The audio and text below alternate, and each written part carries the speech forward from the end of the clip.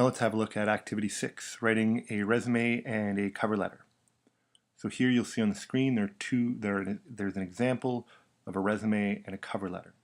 So if we look at the resume, you'll notice at the top here you have your personal address and contact information. Next comes educational experience, so tell us, where have you gone to school? Next you'll find your employment experience. So again, in reverse order, so from most recent at the top to the oldest or the first, list where you've worked and when. Next comes an opportunity for you to explain what kind of volunteer experience you have. And again, if you don't have a great deal of employment experience, your volunteer experience can give your potential employer a good idea of what you're able to do. Next section is the certificates and awards.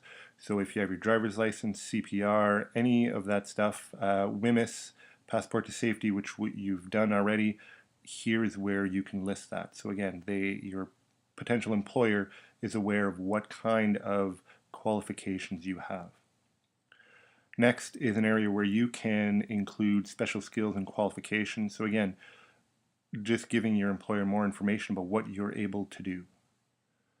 And then on the next page, you can include some references, so people who would vouch for you and say that yes, you need to employ this individual.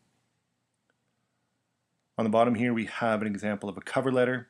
So again, you'll notice at the top your address, the date, and then to whom this letter is addressed, the potential employer. The first paragraph, you just want to explain what position you're looking to apply for. Second paragraph, just refer to your resume and your skills and explain why you would be a good employee. And then the third paragraph is just, again, a summary and saying, here's where you can contact me. And then a sign off and your name. And then you can sign it. Now you have to write your own resume and cover letter. You can use those templates as an example. And when you're done, print a copy for your employer and then put a copy in the Dropbox. Now to write your resume and cover letter, you can go to a word processor, Microsoft Word, Google Docs, Pages if you're on a Mac.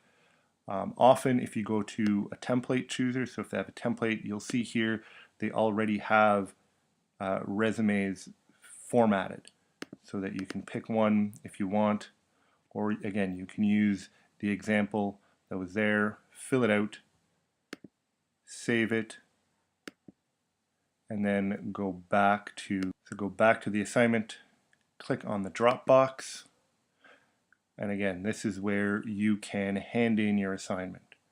So you're going to add the file, choose file, and you're going to go and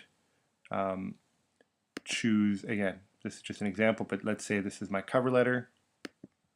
I'll choose that, and then I'll add my resume. Again, just a different file. And now you choose to upload. It does its magic.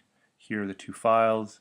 Again, you can include a written comment if you want, or you can record audio, let Mr. Martel know, if there's anything you've done that's slightly different, and explain why you've done what you've done.